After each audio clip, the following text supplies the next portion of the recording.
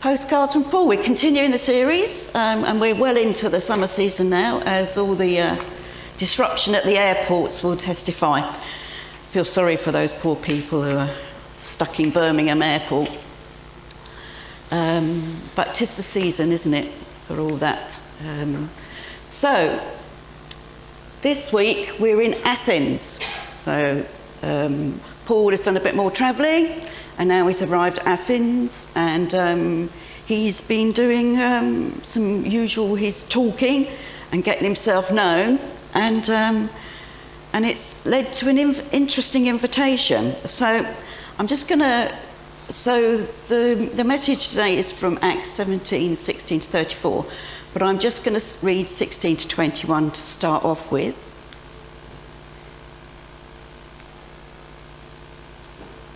She says, oh God. No. Yeah. Sorry. I'll blame it on Microsoft Word. Right. So, Acts 17, 16, this is 16 to 21. While Paul was waiting for them in Athens, he was greatly distressed to see that the city was full of idols. So he reasoned in the synagogue with both Jews and God-fearing Greeks, as well as in the marketplace day by day with those who happened to be there. A group of Epicurean and Stoic philosophers began to debate with him. Some of them asked, "What is this babbler trying to say?" Others remarked, "He seems to be advocating foreign gods." They said this because Paul was preaching the good news about Jesus and the resurrection. Then they took him and brought him to a meeting of the Areopagus, where they said to him, "May we know what this new teaching is that you are presenting? You are bringing some strange ideas to our ears, and we would like to know what they mean." All the Athenians and the foreigners who lived there spent their time doing nothing but talking about and listening to the latest ideas. Right, so this was the invitation that Paul got. He got invited to a very well-known venue in Athens. This is a drawing of what it would have looked like in the day. So this Areopagus, as it was known, it basically just means a place on the top of a hill, and it was on the top of the hill overlooking Athens, had an amazing view. And this was the judicial court of Athens, and it was particularly noted for trying cases of murder, and in those days it would have been life or death situations. And it had a reputation for producing fair and just verdicts that were considered immune from any political bias, and in Athens there was a lot of politics going on. And it was made up of a lot of elderly men who were considered wise and less likely to be swayed by emotions. I mean, here I could go into a discussion on women's rights in Athens. Obviously wise, they didn't consider elderly women very wise. But anyway, at the time also within this group of wise men, there were like two factions, two sort of main beliefs really. You had the Epicureans, which we heard about, and they were all about seeking happiness, and that was the prime goal of life. And then you've got the Stoics, who they placed thinking more above feeling, and they were all about living in harmony with nature and reason, and they were all about suppressing their desire for pleasure. They were very disciplined. So you had these two different groups who spent a lot of time debating and reasoning things. So this is the venue that Paul was invited into to talk about Jesus and the resurrection. Paul was the perfect man to do this. If anybody was the right man to go to this place, it was Paul. He was highly educated for a start, and he'd been, as a young man, he was studying in Tarsus, which was known as an educational centre. He also had training and knowledge, which meant he was able to describe his beliefs clearly and persuasively. And in fact, he in the course of his debates with them, he used their philosopher's own words, which shows his education. He was taught by one of the finest Jewish scholars of the times, Gamaliel, and in fact many people argue that he was actually the greatest Jewish scholar. He was familiar with the ways of the Greeks and their worship practices, as he had done his homework. He'd wandered around Athens, he'd seen what was going on, but he'd learnt a lot. He knew that most of the Greeks were very religious. In fact, there was a saying that in Athens there are more gods than men. Their gods were immortal, but they looked and behaved like humans. There were many who also worshipped at an altar to someone called the unknown god. And there was altars all around Greece for these, and there was an interesting history to these altars. So in 6 BC, there was a plague in Greece, and people thought that they had offended their gods. They didn't know which one, so they offered sacrifices to all of the gods in the hope to get rid of the plague. But this didn't work. So the poet Epimenides, who was also considered a very wise man at the time, he suggested that maybe there was a god that they didn't know about who might be responsible for this plague. So they had this idea. They released sheep into the countryside, hungry sheep. And where these sheep laid down, instead of just eating and grazing, they considered that a sacred place. And so they erected an idol, and then that poor sheep was sacrificed there. And altars were built at these places, and these became altars to the unknown god. And interestingly, it is believed that the plague stopped after that. And this poet Epimenides wrote, "They fashioned a tomb for thee, O holy and high one. But thou art not dead, thou livest and abidest forever, for in thee we live and move and have our being." Very interesting words when you think about, at the time, the idea of this one God living, being special, was quite new. And also, Paul knew that the Greeks did not believe in the resurrection, which he had been talking about, but they believed in immortality. There was various different beliefs about the idea of immortality and about dying, and about what happened after death. One of the most prevalent beliefs was that there was this existence of the underworld, and it was ruled by Hades, probably heard of. And this is where the souls of the deceased would reside. And individuals were judged after death, and their fate in this afterlife depended on their actions in life. And Elysium was a paradise for the righteous, so if they were judged righteous, that's where they resided. And if they were judged wicked, then they went to somewhere called Tartarus. The Greeks generally accepted that mortality was an inevitable aspect of human existence. So this is what happens: you die and then you go to one of these places. Their real focus was basically that mortals, us human beings, were to live virtuously and to leave a legacy, to be immortal in a way through their actions. So their immortality was their fame that they earned through their heroic deeds. So that's how they saw their immortality. But N.T. Wright wrote a paper. This was called The Resurrection of Resurrection. And he said actually it wasn't quite as simple as that. There were many different thoughts about end of life, but he did, however, say that all agreed there was no such thing as resurrection. There was nothing. As far as they were concerned, death could not be reversed. You could not come back from either of those places that you went to. He said,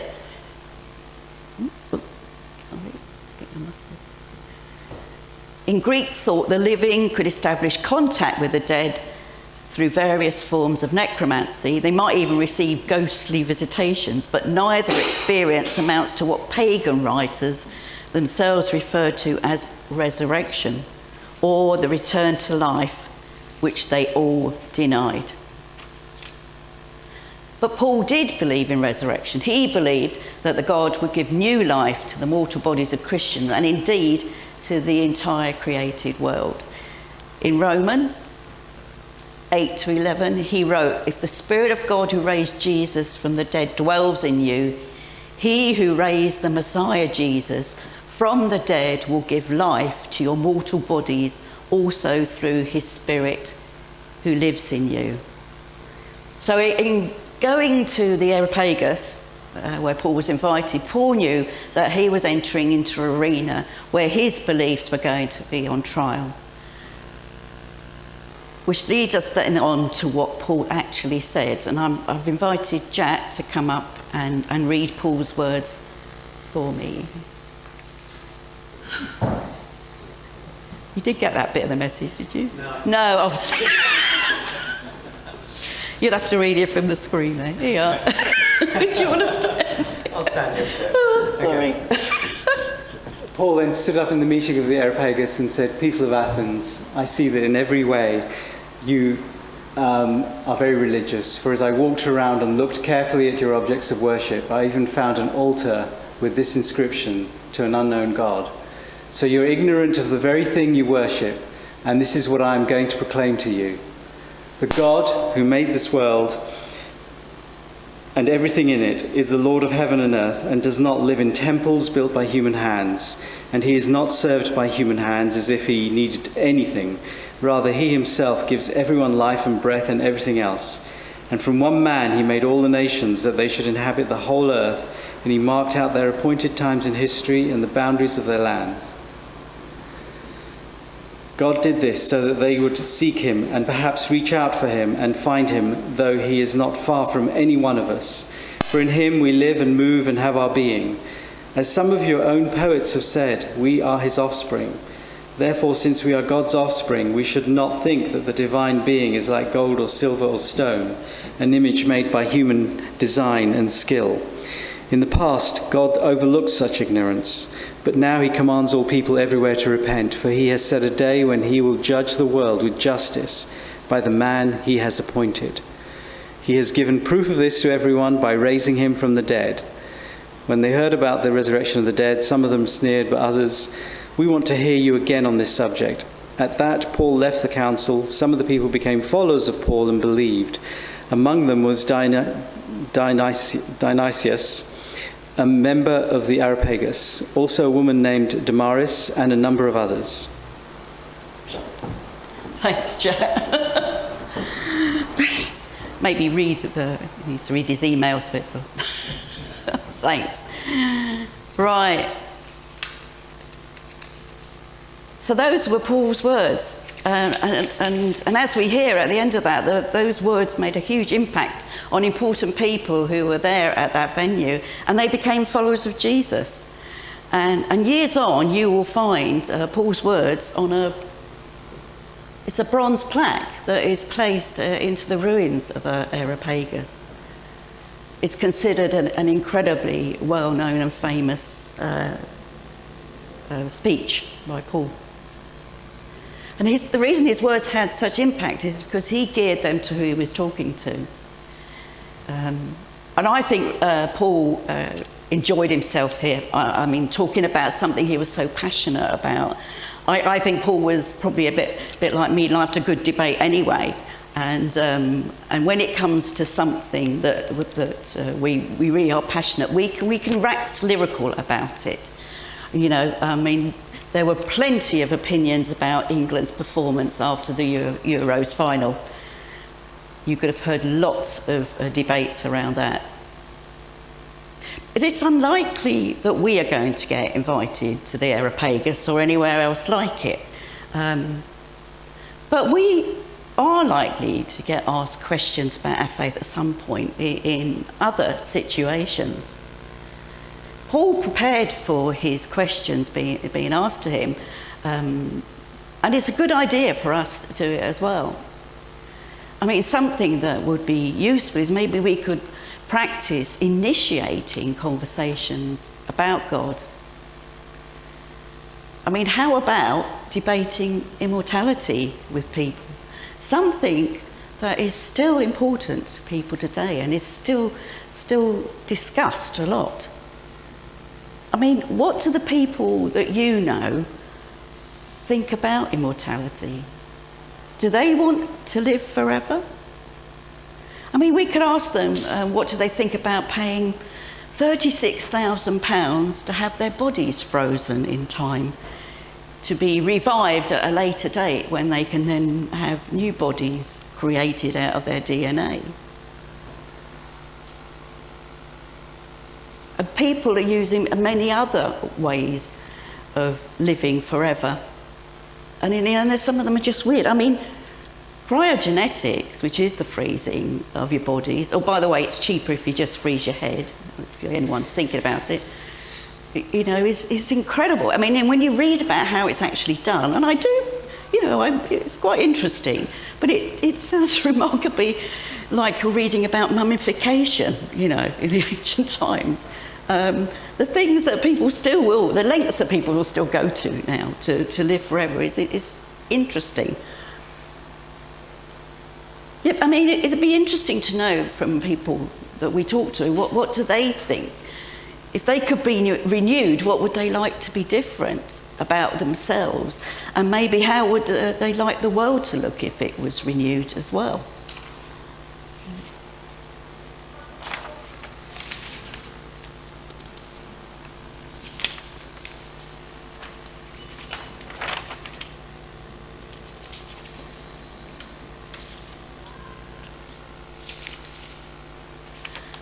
Sorry, pages are wrong. Paul's knowledge on ancient Greece was very useful and very important to him when he was talking in Greece. But it's not going to help us much, is it? Let's be honest. We live in a very multicultural area, and it occurs to me, I'm not sure what other faiths and cultures believe about many things. And maybe that's something that we could also try to learn about. Maybe that's something that we could think about learning in connect groups. And talking of connect groups, we're better placed to practice your debating techniques, you know? I mean, connect groups are a great way to learn about all different aspects of Christianity. The fact is that we don't have to be Paul to have a chat with someone about what they think happens after death. Paul was the man needed to talk to the people at the Areopagus. But you are the ones, and we are the ones needed to talk to our friends and family and anyone else who God puts in our path. I've been looking after a friend's garden while she's away on mission work, and she has 2 lodgers in her house. I only ever get to meet one, a gentleman called John, who's unfortunately became unemployed as Sheila left. And as I've gone round, we've had little conversations. And this Friday I was round, and we were just generally talking. I mentioned that I was doing the talk this morning, and he asked what I was talking on, and I said, you know, Paul's talk to the Athens about, you know, Jesus and the resurrection. And he said to me, so what do you think of the resurrection? And I was like, I mean, and those, to be honest, quite often those questions I dread because I need at least a week to prepare an answer. But fortunately, I'd been spending a week discussing, you know, reading about resurrection. So I said to him, I'm really looking forward to it. I cannot wait for the resurrection, the second coming, you know, new life, new world, fantastic. And then he said to me, but aren't you scared? you know. And in the way he said it, I realised that he was scared about the dying and the judgment and everything that was going to come, and that whether he would, you know, be sent to hell or whatever. So I was just truthful with him. I just said that I'm not scared because I believe in a loving and just God. And I said I try every day to do my best. I try and ask God for help. You know, I try to follow his ways. I ask for forgiveness when I haven't. I said I do my best, and that's all I can do. And he just smiled, and then he went off, you know. And it occurred to me that maybe my whole talk today was just for that few minutes of talking to John Friday morning. It may be nothing to do, you know, it may have no impact on anyone here today, but maybe just the fact that I said I was going to do that talk and have that little conversation. You know, because that's how God works, isn't it? It's just little things at times when we don't expect, where we might make a difference. I'm going to leave you now with some of Jesus' own words for you to meditate on during this week. As you know, I encourage you to think about how would you answer these questions about what do you believe? You know, what do you think about resurrection? Are you scared about resurrection? Are you scared about the end times? Do you find that there's things you don't understand? You know. And if you do come up with lots of unanswered questions, do seek out someone to talk to about it. Because as I said, we talk amongst friends and family, which is what we are, isn't it? We're a family, and it's a safe space with people, you know, who also know and love God like we do. This is the time, this is a safe space to talk and say, I don't understand this. I don't get this. I'm not sure I believe this. Help me, you know? So these few words, these are from John 6, 41 to 51. At this, the Jews there began to grumble about him because he said, I am the bread that came down from heaven. They said, is this not Jesus, the son of Joseph, whose father and mother we know? How can he now say, I came down from heaven? Stop grumbling among yourselves, Jesus answered.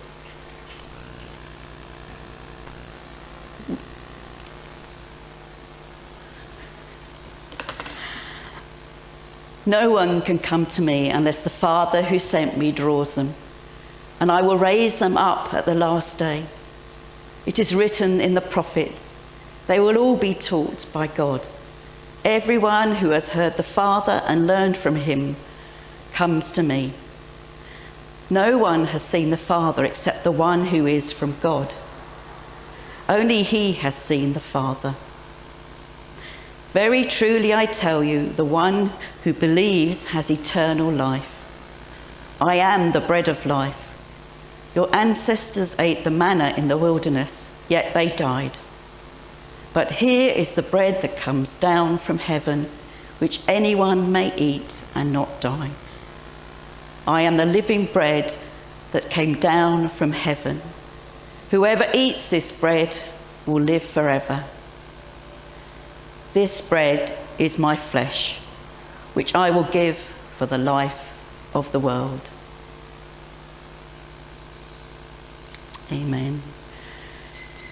Jonathan's now going to lead us in a song that I've requested, and it's one where we can actually sing out what we believe.